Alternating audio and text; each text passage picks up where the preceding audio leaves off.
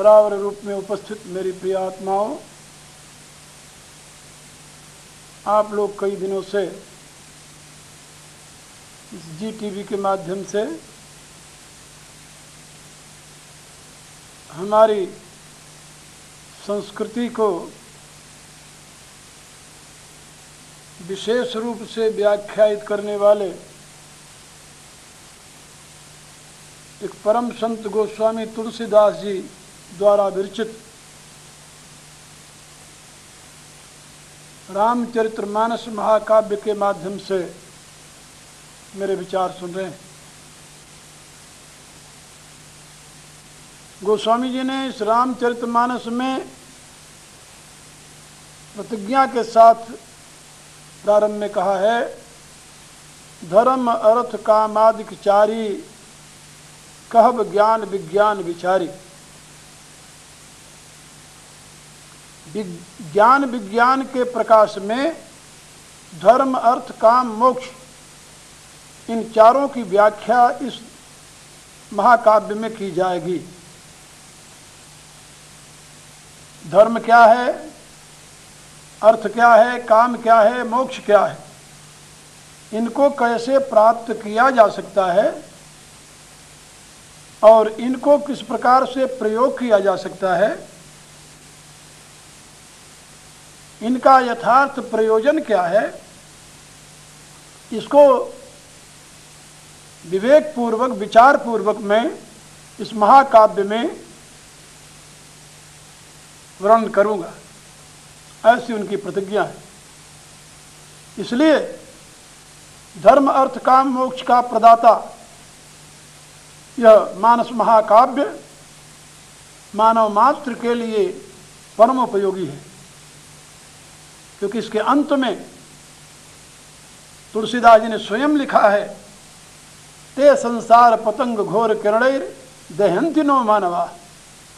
ते मानवा संसार पतंग घोर किरणैर न दहन्ति। वे मनुष्य संसार रूपी घोर सूर्य के तेज से संतप्त नहीं होंगे। कौन मनुष्य? जो श्रद्धा पूर्वक इस रामायण का श्रवण मनन चिंतन और ज्ञान गान करेंगे। श्रीमद् रामचरितमानस मिदम भक्त्यावगाहन्ति, श्रद्धा के साथ, प्रेम के साथ, भक्ति के साथ जो इसका अवगाहन करेंगे, वे मनुष्य संसार ताप से विमुक्त हो जाएंगे, क्योंकि इसमें उन महापुरुषों का पावन चरित्र वर्णित है जो मानव मात्र के लिए आदर्श है। भला आप सोचिए, कौन सा ऐसा देश है जिसमें त्याग की प्रतिष्ठा नहीं है? कौन सा ऐसा देश है जिसमें सत्य की प्रतिष्ठा नहीं है? कौन से ऐसे लोग हैं जो न्याय को पसंद नहीं करते? कौन से ऐसे लोग हैं जो दूसरे के अधिकार को हरण करने को न्याय संगत मानते हैं? मैं तो ये कहता हूं कि वे लोग जो अपनी शक्ति और सत्ता का दुरुपयोग करके दूसरे के अधिकारों का अपहरण करते हैं, उनसे भी यदि आप पूछिए तो वो भी यही कहेंगे कि नहीं नहीं, दूसरे के अधिकार का अपहरण करना अन्याय है, अधर्म है। वो भी यही कहेंगे। सारांश यह है, यह रामचरितमानस महाकाव्य मानव मात्र के लिए एक महान प्रदीप स्तंभ है। उसके विकास की विधा बताता है, और केवल व्याख्या के द्वारा नहीं, प्रमाण के द्वारा, चरित्र के द्वारा। याद रखो, महात्मा भरत का पावन चरित्र मैं आप लोगों को सुना रहा हूं। यहां तक उसने बताया है कि यदि विकट परिस्थिति आ जाए, संसार में कोई भी अपना परम हितैषी भी हित की बात न कह सके, किसी कारणवश न कह सके, संशयवश, शीलवश, संदेहवश, प्रेमवश, जैसे भरत जी ने कहा औतपुरवासियों को, माता कौशल्या को, गुरुदेव को, संशयशील, स्नेह बस अहो, सबई उचित सब जो कछ कहो। तो कभी कभी संशय शील और स्नेह के वशीभूत होकर के अपने जो पूज्य जन हैं वो भी हित की बात नहीं बता पाते।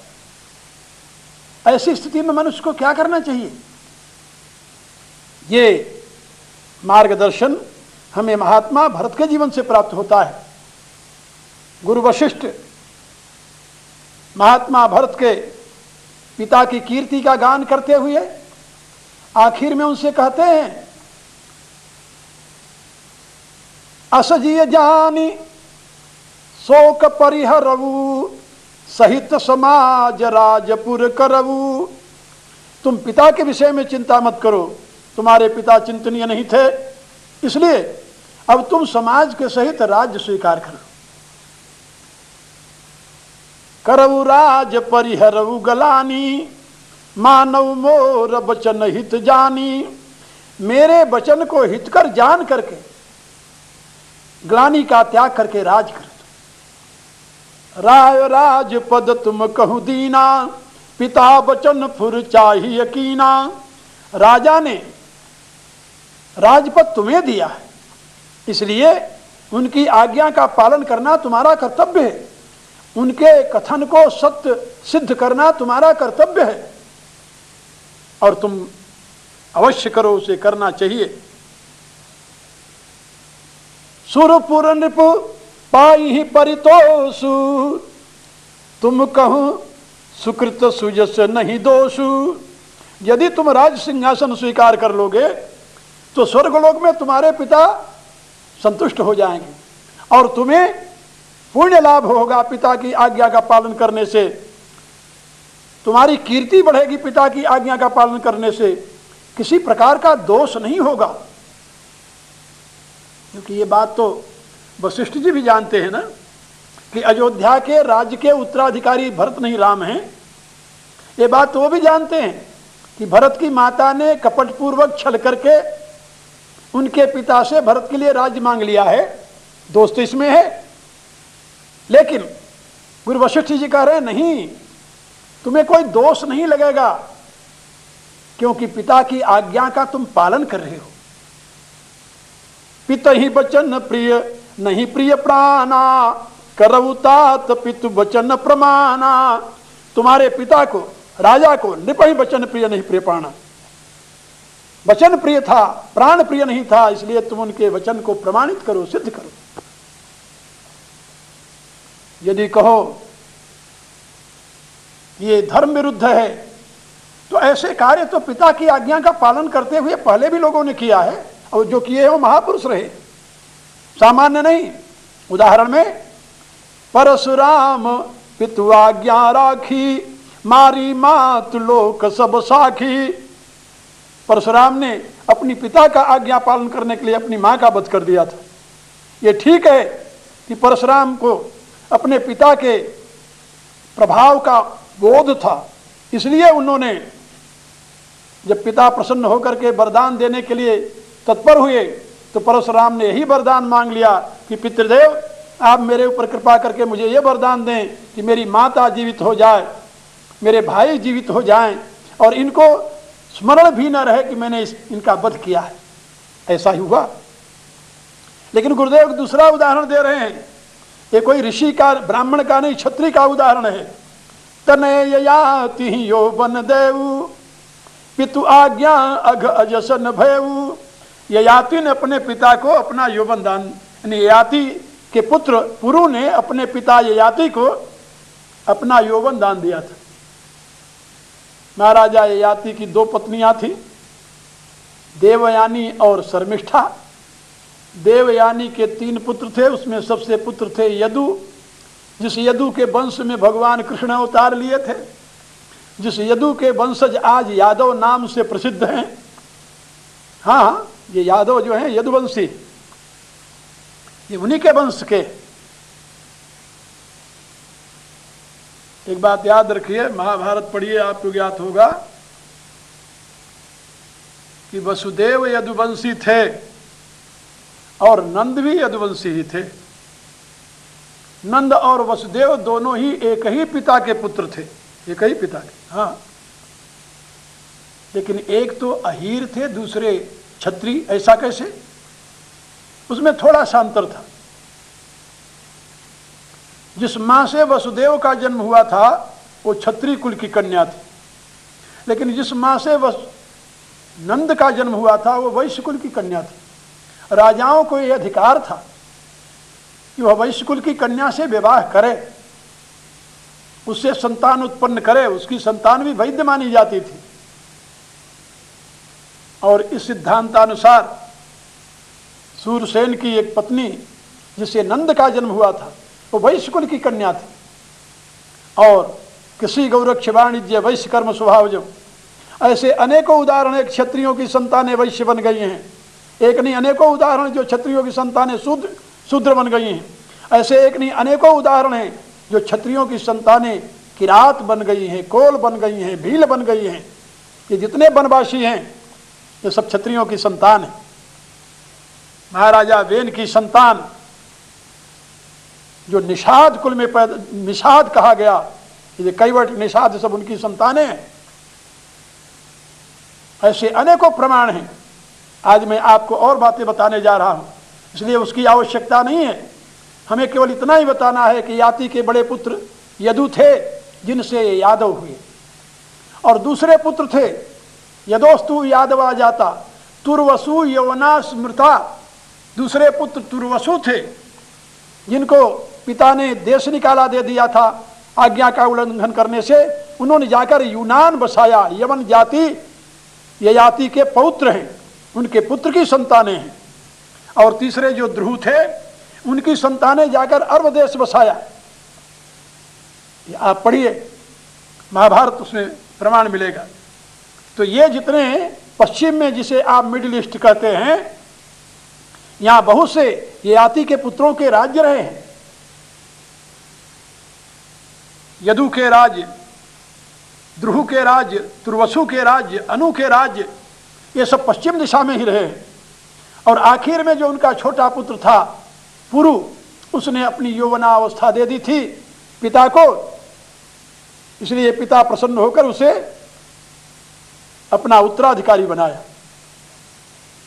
यही बात गुरु वशिष्ठ कह रहे हैं कि तनय ययाति यौवन देवु पितु आज्ञा अघ अजसन भयऊ।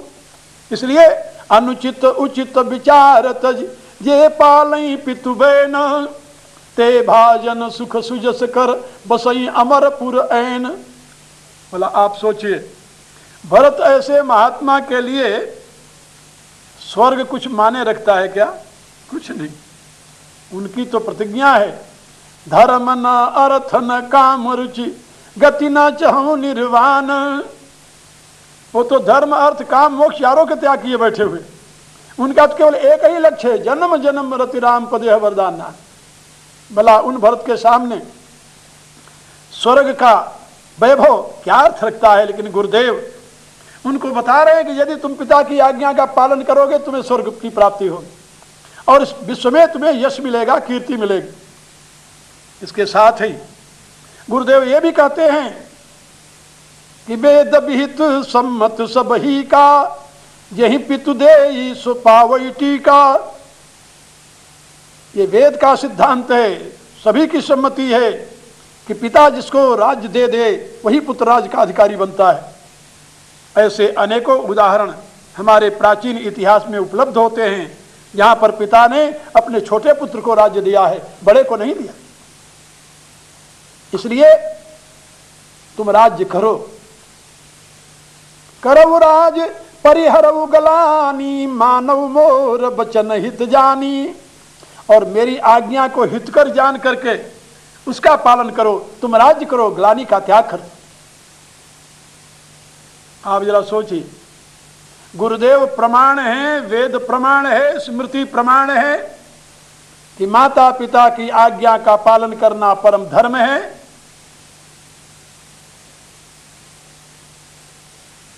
गोस्वामी जी ने भी लिखा है पितु आयस सब धर्म का टीका। संपूर्ण धर्मों से श्रेष्ठ है पिता की आज्ञा का पालन करना। और यह सब भरत को राज प्रदान करने के लिए तत्पर हैं। आखिर में वशिष्ठ जी ने एक बात और कह दी कि सौंप्यऊ राज राम के आए, सेवा करेऊ स्नेह सुहाए। जब राम लौट करके आवे तो उनका राज उन्हें लौटा देना और प्रेम से उनकी सेवा करना। जब ये बात कही तो अब मंत्री की बारी आ गई। सुमंत जी उठकर खड़े हो गए। एक बात याद रखिए कि अयोध्या में कोई ऐसा पुरुष नहीं है जो कि गुरुदेव वशिष्ठ के वचनों का खंडन करे, उनके विरुद्ध कोई प्रमाण देता हुआ अपनी बात कहे, क्योंकि गुरु की वाणी जो है वो वेद प्रमाण है, वो वेद शास्त्र भीत वाणी कह रहे हैं।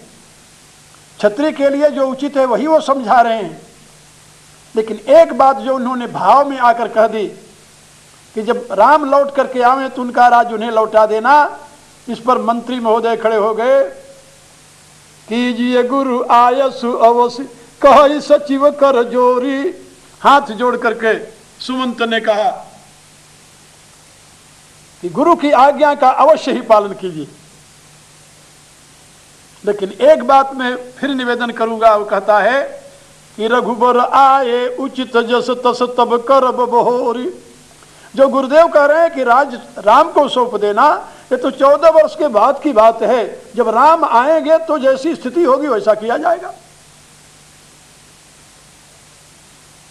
माता कह रही है, पिता कह रहे हैं, गुरु कह रहे हैं, शास्त्र कह रहा है, वेद कह रहा है, स्मृतियां कह रही हैं, मंत्री कह रहा है, भरत तुम राज्य करो।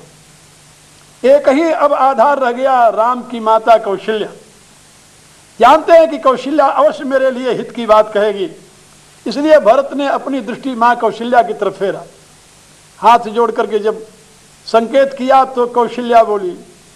तुलसीदास लिखते हैं, कौशल्या धरी धीरज कही पूत पथ्य गुरु आयसु अहि।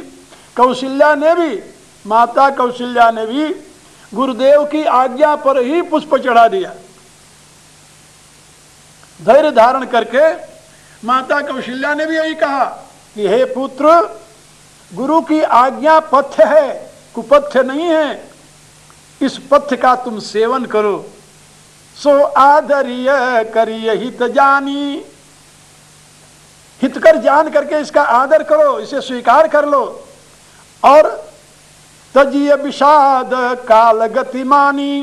काल की गति को मान करके विषाद का त्याग कर दो। विषाद का त्याग करके गुरु की आज्ञा सूर्य धार्य करो। ये मां का कथन है। अब भरत के सामने जो स्थिति है, ऐसी स्थिति आपके सामने आ जाए तो आप क्या करेंगे? या ऐसी स्थिति जब मनुष्य के सामने आए तो उसे क्या करना चाहिए? जन सामान्य तो यही कहेगा ना, उसका अवश्य ही पालन करना चाहिए, उसे स्वीकार कर लेना चाहिए।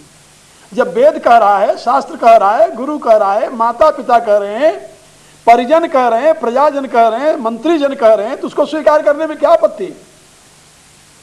स्वीकार करने में दो लाभ है। पिता की आज्ञा का पालन करने से स्वर्ग मिलेगा और कीर्ति मिलेगी, और राज्य को प्राप्त करके सुख भोग मिलेगा। तो जिसमें लोक और परलोक दोनों सधता हो, ऐसी सुविधा प्राप्त होने पर भी यदि कोई उसे स्वीकार न करे तो वर्तमान का मनुष्य तो यही कहेगा कि वो बड़ा अज्ञानी था, यही कहेगा ना। धन लोलुप पद लोलुप लोगों की दृष्टि में तो भरत कोई बहुत समझदार नहीं माने जाएंगे ऐसी स्थिति में।